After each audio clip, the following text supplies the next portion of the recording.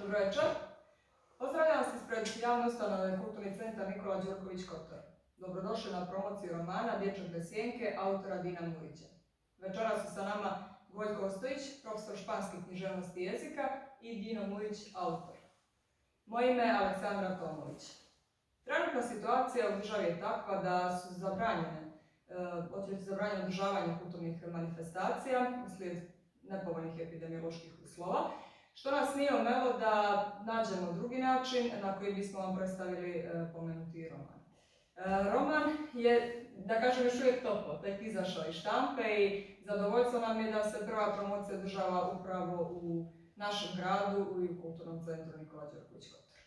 Ja ću na samom početku dati riječ profesoru Gojku Ostojiću, koji će nam nešto više o samom romanu reći iz svog ugla. Gojko, izvolite. Hvala.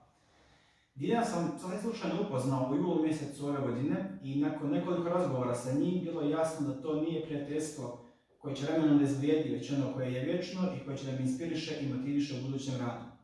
Dino je osoba koja ne radi ništa djelimično i ne priznaje prosjek. On je maksimalno posvećen poslu. Odgovoran, tačan, precizan, od velike pomoći, a u sve to i multitalentovan. Po zanimanju je pravnik i u tom moru uspješno pliva već punih 7 godina.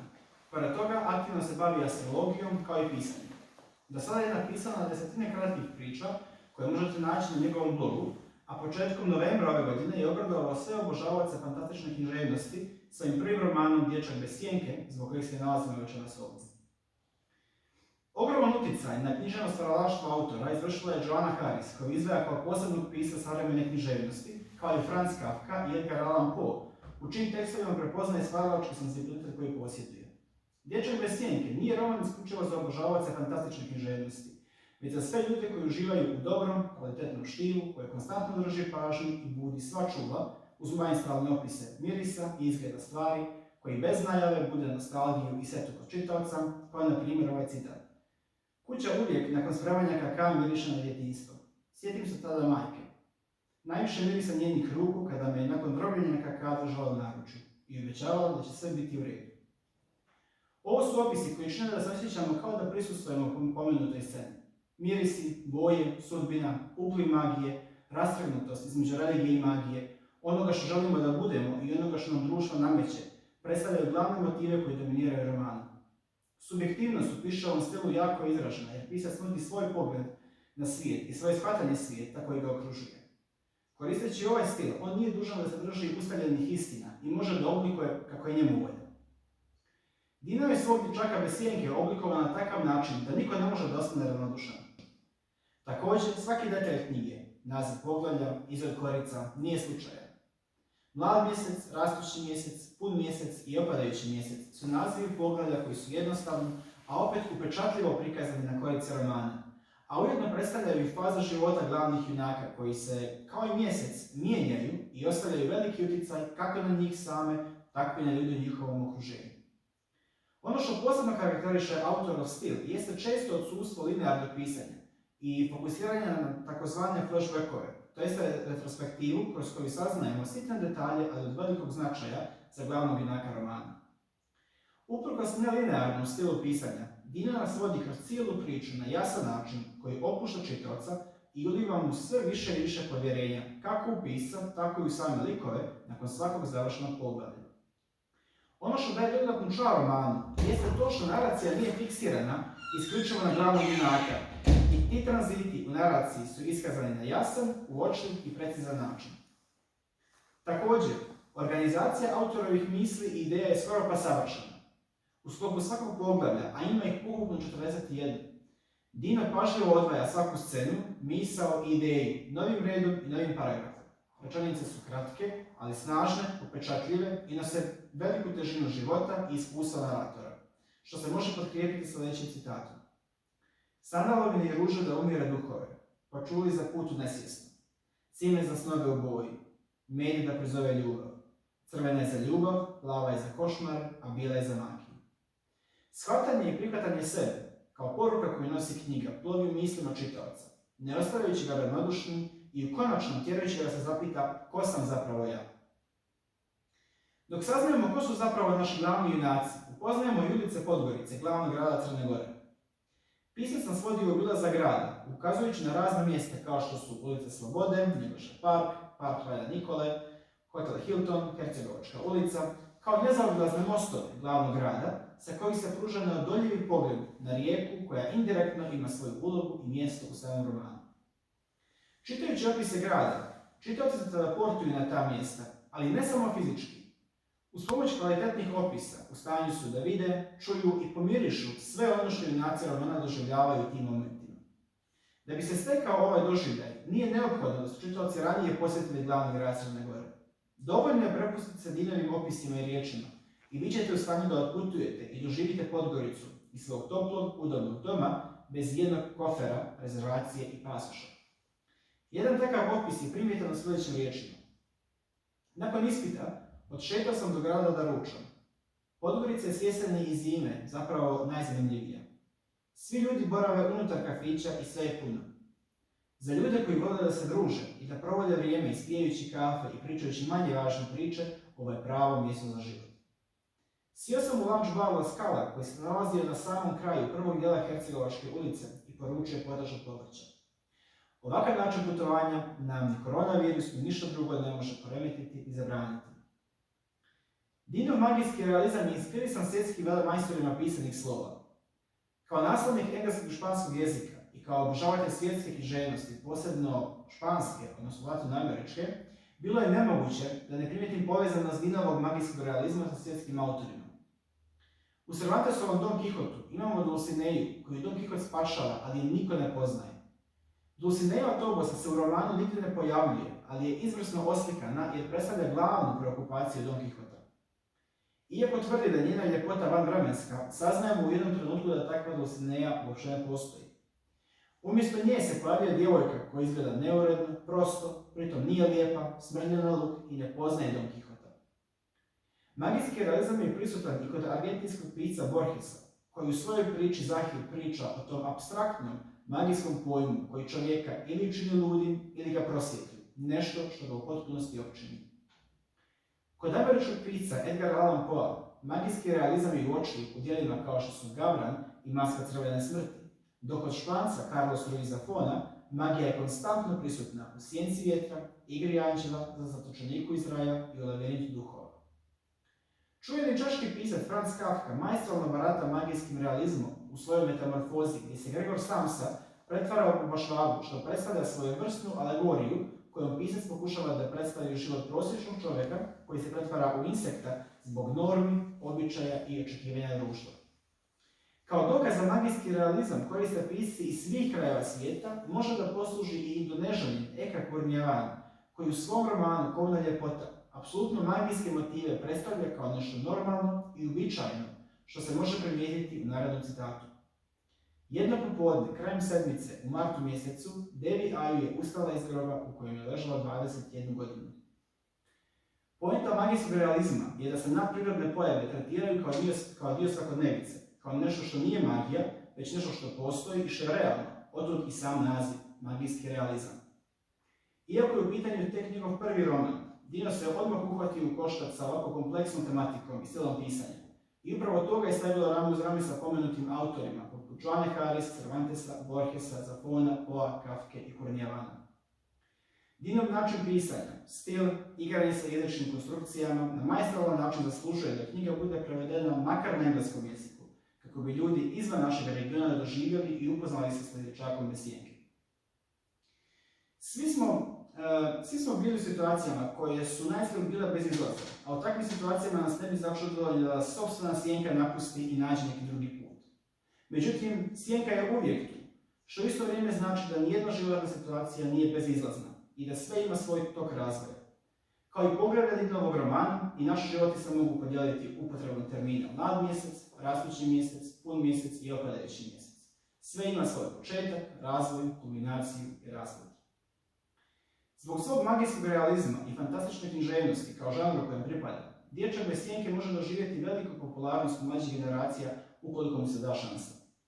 Punih 7 godina radim kao nastavnik jezika, tačnije engleskog i španskog, i konstantno osluškujem šta to učenici vole da čitaju, koji stil ih najviše privlači i kakav način propovijedanja. Živimo veoma brzo u vremenu u kojem je tehnologija postigla ogroman napredak. Sve informacije su nam dostupne i upravo zbog toga je sve manje pravih, konstruktivnih i kreativnih razgovora i debata. Svaka debata među prijateljima prije nego što počne uglavnom se završava rečenicom "ma sad ću da provjerim to na Google". Upravo zbog te dostupnosti informacija, mlađe generacije zanima literatura koja je puna radnji, nepredvidljivih scena, obrta, fantastičnih i magijskih elemenata, kao i upečatljivih opisa. Sve ove stavke su prisutne u Dinovom romanu i tjeraju čitavce da nastave sa listanjem stranica, ne bi li saznali koje to muke muče glavne junake. Još jedna stvar koju knjiga nudi, a koja bi bez sumnje bila zanimljiva mlađoj generaciji, jeste način pisanja, to jeste odsutnost linearnog načina pripovijedanja. Dječak bez sjenke nije klasični pričanti priču roman, već postoje brojna putovanja kroz vrijeme, što autor briljantno radi upotrebom retrospektivnog stila pisanja. Također, naratori se konstantno smjenjuju, što čitaocima ne daje priliku da odlutaju nekim drugim mislima, već ih tjera na stalnu pažnju i fokusira nas ne bi li uspjeli da što prije slože slagalicu koja predstavlja živote glavnih protagonista romana. Iako dječak bez sjenke posjeduje veliki broj elemenata koji su privlačni mlađim generacijama, ne bih volio da budem shvaćen da ovaj roman nije iz odrasle.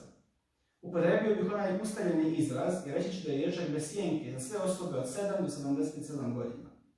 Roman se bavi pitanjima identiteta, shvatanja i prihvatanja sebe samih. Također, postoji strah od promjene, od onog nepoznatog što nas čeka u budućnosti.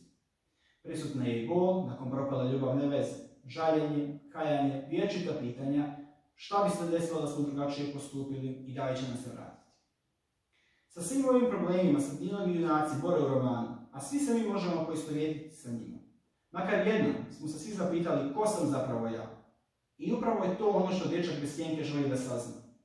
Ne mogu da vam kažem da li će spoznati samog sebe ili ne, to ćete saznati čim pročitate roman. Primjer dječaka bez sjenke sam dobio brzo nakon samog štampanja i uprkos pokušajima da čitanje oduži na nekoliko dana kako bi se uživanje u romanu makar malo produžilo, čitanje se završilo drugog dana od preuzimanja knjige. Smatram da svaku talentovanu osobu treba maksimalno podržati i promovisati kako bi se mladima knjige vratile u ruke, a ujedno i sama želja za čitanje. Ovo još više dobija na snazi kad se uzme u obzir da djeca danas u veoma ranog uzrasta postaju zavisni telefonima, tabletima i ostalim uređajima. Vjerujem da ne postoji osoba koja ne uživa i ne voli čitanje i siguran sam da svako ko se izjasni tako prosto još uvijek nije našao onu pravu knjigu. Velika mi je čast što sam među prvima dobio šansu da pročitam roman Dina Morića, Dječak bez sjenke, a još veća čast što sam pozvan da govorim o istom na premijernoj prvoj promociji romana, i to još u gotovom mom rodnom gradu. Iskoristio bih još koji sekund kako bi se zahvalio Dinu, kao i Aleksandre Tomović, na pozivu, a i kompletnom Centru za kulturu iz Kotora. A vas sve pozivam da posjetite profil Dina Morić na društvenim mrežama Facebook i Instagram, kako biste saznali na koji način možete poručiti vaš primjer dječaka bez sjenke. Ne sumnjam da ćete uživati u čitanju isto jednako kao i ja, a onda nam jedino ostaje da zajedno sačekamo novi roman kojim će nas, nadam se, Din obradovati za godinu ili dvije. Svoje izlaganje ću završiti omiljenim citatom iz romana. Miris sandalovine koji se kružao po cijeloj sobi umirio mi želudac. Čin kućne magije, mirisi i boje. Za sve što sam nekada mislio da postoji, ali sam se svega toga odrekao. Upravo prošlog ljeta, kada je jedna obična, laička magija donijela suze i trulež. U tom trenutku pomislih na Lanu i na njen smisao za tišinu. Tih dana kada je Podgorica mirisala na ljubavne arome i kada sam volio i bio voljen jednako. I na noći provedene u autu i slušanju muzike sa njom, zaljubljen do zore. I jednako povrijeđeni mojom nemarnošću. Potrebom da kod nje probudim nešto što nije ona. Zato je i otišla i sa sobom ponijela dio mene. Onaj dio koji sam zakopao kada sam joj odlučio da zakopam tlajan za miris i boju i tuđe sudbine. Hvala. Gojko, hvala. Evo ja ću samo postaviti jedno pitanje, dok čekamo drugi roman Dino. Nadam se da ti već imaš neke informacije o tome da je to već izvjesno u nekom budućem periodu. Recite nam, naveli ste da ste radili kao profesor u jednoj našoj školi, sada radite u međunarodnoj školi. Da li postoji razlika među, da kažemo tako, čitalačkom publikom i na koji način djeci i mladima ovakav roman može biti jedna vrsta bijega iz karantina u kojoj se trenutno nalazi? Hoću samo da se osvrnem samo na nešto što sam i rekao u toku svog izlaganja. Kako u našim školama, tako i u međunarodnim školama imamo djecu koji su voljni da čitaju i uvijek imaju neku, da kažem, neki roman, neku knjigu na stolčiću pored kreveta, međutim imamo i djecu koja, da kažem, nisu veliki obožavatelji knjiga, međutim, ponovit ću opet ono i reći ću da svaka osoba, svako dijete koje se izjasni tako da ne želi ili da ne voli da čita, smatram da prosto nisu našli onu pravu knjigu za njih i prosto onu knjigu koja njih privlači, jer prosto svi smo mi zasebne individue i ono što, na primjer, tebe privlači ili onaj način povjerenja koji se tebi sviđa, može biti da se meni ne sviđa, ili Dinu, ili bilo kome, tako da svako čim neko pronađe onu srž koja mu odgovara u poeziji, u prozi, mislim da u tom trenutku prosto se zaljubljuje u roman, u knjigu ili već bilo koju drugu vrstu knjige. Sad, da se fokusiram na pitanje.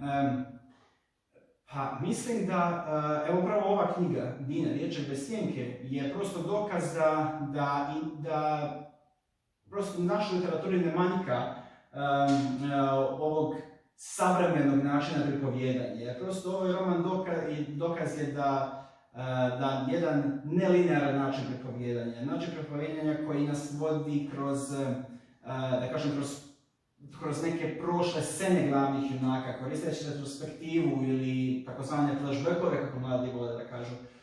Prosto to je samo jedan, da kažem, jedan dio romana zbog kojeg bi mlađe generacije prosto, da kažem, prigrlili ovaj roman na jedan fenomenalan način i ja mislim da bi ga počitali prosto vjerovatno za dan ili dva. Hvala, nadam se da će vas poslušati. Ja se iskreno nadam da će. Hvala. Dino, evo nalazimo se u nekoj specifičnoj situaciji već nešto više od pola godine. I mnogi su karantini iskoristili da odmore, da prespavaju, da se možda maknu od neke svakodnevne gužve koju nam je nametnuo ovaj 21. vijek. Evo, vi ste, koliko vidimo, iskoristili karantin jako kreativno. I evo, mi kao kulturni centar, naravno, jedna od naših misija jeste da afirmišemo mlade autore, a vjerujte nam je zadovoljstvo što ste večeras sa nama. Pa nam recite nešto više, na koji način ste spojili magijski realizam i savremenu Podgoricu i koliko je bilo teško i kakvi su eto sad već ti neki prvi komentari na sami roman od vaših prijatelja i ljudi koji su čitali? Prije svega želim da iskažem zahvalnost Kulturnom centru koji je prepoznao uopšte moj roman i dao priliku da pričamo o njemu. Baš iz razloga jer se nalazimo u vremenu u kojem ste rekli gdje možda te kulturne manifestacije, odnosno bilo bi ih više da nismo uslijed pandemije u kojoj jesmo. Magijski realizam je primarno, da kažem, stil pisanja koji je meni najbliži od samog početka, ako pričamo o upoznavanju sa knjigama, čitanju, književnosti itd. Smatram da nije bio preveliki izazov spojiti magijski realizam i Podgoricu, jer generalno ne samo mi iz Podgorice, nego ljudi iz Crne Gore imaju jako bogatu istoriju koja je, odnosno koja i sad sadrži bezbroj magijskih elemenata, bajki, da kažem, i nekih priča uz koje smo svi rasli. I na neki način, uzimajući to štivo, da kažem, i te priče koje su se prenosile s koljena na koljeno, kao neku vrstu inspiracije, mislim da nije bilo teško spojiti sa svakodnevnicom Podgorice i onim u stvari što je realno, da kažem, i što je objektivno. Ono što, da kažem, možda jeste bio definitivno izazov, pronaći, odnosno stvoriti likove u romanu koji će da nose tu priču. S obzirom da danas velika većina ljudi je na neki način i odbacila taj istorijsko-magijski, da kažem, dio i da kažem taj običajni moment u svakodnevnom životu.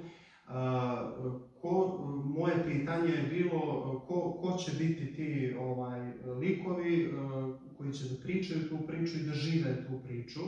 I prosto ono što sam smatrao da je bilo neophodno jeste dovesti nekog u Podgoricu, nekog ko opet pripada na neki način našim prostorima, dakle prostorima bivše Jugoslavije, a opet s druge strane imati nekoga ko je baš iz Podgorice, ali ko je, da kažemo, ranjiv u tom smislu identitet i da su upravo, da kažem, to bili inicijalne kapisle u pogledu stvaranja likova. Sam roman priču između ostalo, odnosno sadrži i likove koji nisu iz Crne Gore, kao što je Adrijen i tako dalje, ali poenta priča je da smatram da naša zemlja generalno ima jako veliki, da kažem, odnosno veliku magijsku istoriju koja može biti prilično inspirativna za ljudi koji vole magijski realizam, kao što sam ja. A što se tiče prvih reakcija na roman, pa iskreno zbunjujući su. Zbunjujući najviše u tom, da kažem, smislu da su očekivali taj happy ending ili srećan kraj, a meni je recimo lično bila mnogo veća motivacija da ostavim onako jedan dualni kraj, da kažem, da imamo recimo pobjedu Mirze, ali pobjedu na tom ličnom planu gdje on u stvari shvata na kraju da ne treba da krije svoju suštinu i da taj identitet koji on u stvari jeste treba da izađe na površinu, i s druge strane pobjedu i Damira koji u stvari uspije da pobjegne iz cijele situacije i da se nađe opet u prilici da možda nekom drugom, ajde da kažem, ukrade identitet, odnosno sudbinu. Ja sad neću pričati šta je na kraju romana, ali poenta priča je da su nekako jedan i drugi uspjeli da na kraju nađu ono što im je trebalo i da izvuku lekciju. Možemo li to da kažemo da predstavimo na širi plan, čitaoci koji budu čitali roman, bit će im jasnije, znači nakon čitanja o čemu mi to sada pričamo, ali da su stvari i Mirza i Damir ljudi koji su po nečemu posebni, odnosno da posjeduju neki talent zbog kojeg, da kažemo, nisu prihvatljivi u svojoj sredini. I da li je taj njihov talent možemo da poistovjetimo sa bilo kojim talentom, jer je činjenica, znači, kao što ste rekli, da je Podgorica, da su naši prostori generalno prilično konzervativni i da ne prihvataju bilo što je drugačije. Nažalost, možemo, i tekako može se poistovjetiti sa drugim talentima, naročito talentima koji nisu svakodnevni, koji nisu recimo nešto što se sriče pa sad i u svijetu, s obzirom da imamo taj veliki utjecaj društvenih mreža, pa možda recimo neke stvari koje su nekad ranije Crnoj Gori bile strane, sad su prihvaćene i nekako globalno su porasle. Ali ono što nije svakodnevno, što, da kažem, nije možda negdje i normirano, da se tako izrazimo, i prihvaćeno od strane društva, definitivno jeste, odnosno može se poistovjetiti sa talentom koji Damir i Mirza imaju, i vrlo vjerovatno da imamo takve ljude u Crnoj Gori koji su iz tog razloga prinuđeni da, metaforički da se izrazim, da se kriju, odnosno da kriju ono što ih privlači i čime bi u stvari oni voljeli da se bave. Eto, ja mogu uzeti za primjer jedan od takvih talenata, recimo može biti bavljenje astrologijom, recimo. To je, na primjer, nešto što je prilično tabu tema i dalje u Crnoj Gori, odnosno poistovjećuje se s vjerom i ostalim oblicima, da kažem, gatanja i tako dalje, što apsolutno nije to. Ali lično vjerujem da kako sam i završio roman kao nešto gdje treba prihvatiti sebe i dati odgovor na ovo što je Gojko rekao ko sam ja, da ćemo u suštini prihvatiti te skrivene talente, odnosno ono što još uvijek nije zaživjelo u onoj mjeri koje bi trebalo. U romanu možemo da primijetimo veliki broj, kao što ste rekli, obrednih momenta. jako dobro poznavanje naše narodne poezije, proze, tradicije, kao što ste naveli. To pominjanje laičke magije, koje nam možda možete ukratko objasniti, poznavanje mirisa, nekih, da kažemo, egzotičnih momenata u atmosferi, koje konstantno provejavaju, znači kroz cijeli roman. Šta vas je sve to inspirisalo? Odakle toliko široko poznavanje? Kako su uspjeli sve to da objedinite? A tu su i, da kažemo, neki religijski običaj, čak ima jedan lik koji je dominantno vezan za religiju. Kako ste sve to pomirili da je na kraju sve ispalo, da kažemo, skladno, a da ništa nije došlo u sukob jedno s drugim, onako direktno?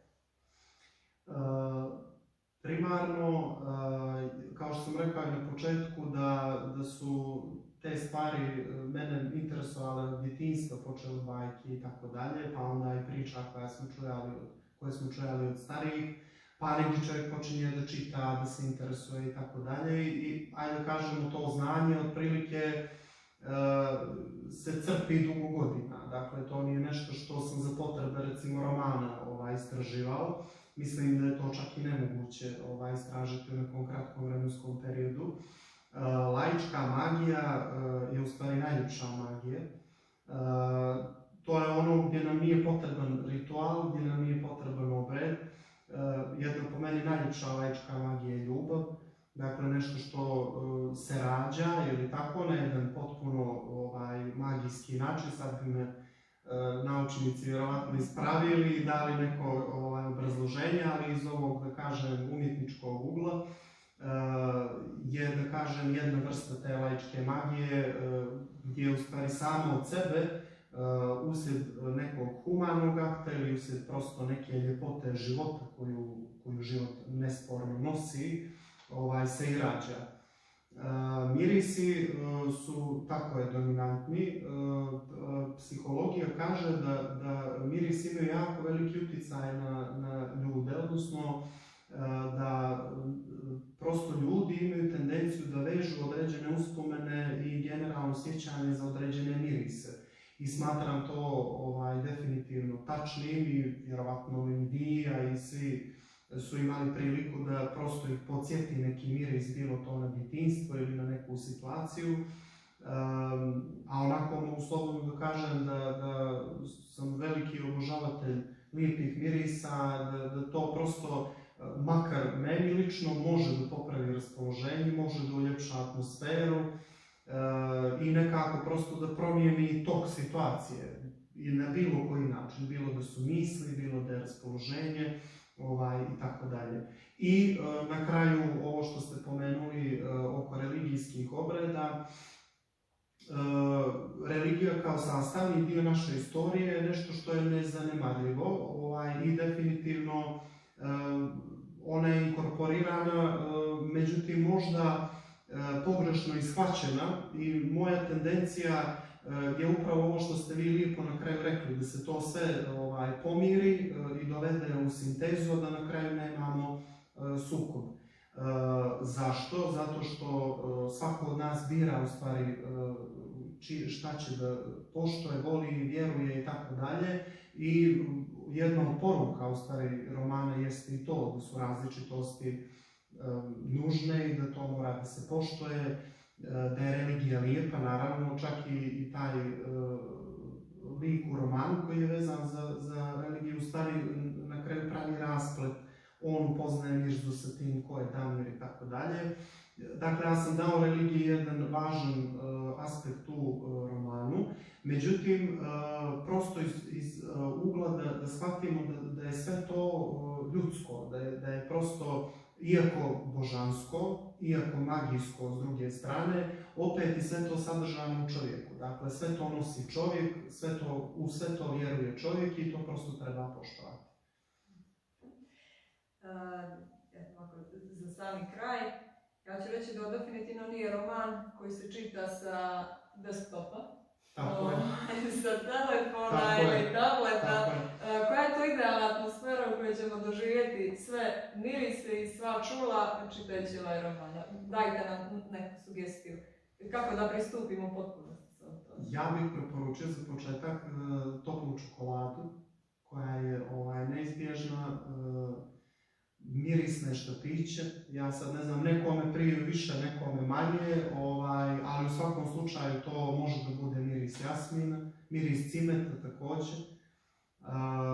Uz naravno neko malo prigušenije svjetlo, sad da me gledalci ne shvataju pogrešno, da ne ostanu bez vida, ali neko malo prigušeno svjetlo i naravno neizbježno svijeće, kao što sam i rekao, da je crvena za ljubav, plava za košmare, bijela za magiju, da tako potpune, da kažem, taj doživljaj i možda da iskoriste taj magijski trenutak svijeća, pa da možda i prizovu nešto što im treba u životu. Hvala. Hvala. Hvala, evo te, ja se nadam da će čitaoci i u Magijskom Kotoru, a i nadam se širom interneta, putem kojeg mogu da nas prate, doći do svog primjerka knjige i vjerujem u nekom onako lijepom ambijentu, proživjeti sve ovo što smo mi pročitali, kao što je rekao Vojko, kroz nekoliko sati. Dakle, roman nije velik, oko nekih 130 strana, ali toliko vuče, toliko jedno čekate da vidite što će se desiti do kraja, a konstantno upadate u neke zamke, vraćate se naprijed, nazad, što kaže Gojko, ali moja topla preporuka kao nekoga koji je profesor književnosti, koji radi sa mladima, vjerujem da će mladi ljudi jako brzo pročitati i shvatiti roman, da će njemu naći, da kažemo, neke više ideje, da neće se ostati na priči koja je u romanu, već da će nadograditi sebe. Bilo mi je zadovoljstvo večeras u Kulturnom centru ugostiti profesora španskog jezika i književnosti gospodina Gojka Ostojića i autora romana Dječak bez sjenki gospodina Dina Murića i pozdravljam vas iz Kotora. Hvala.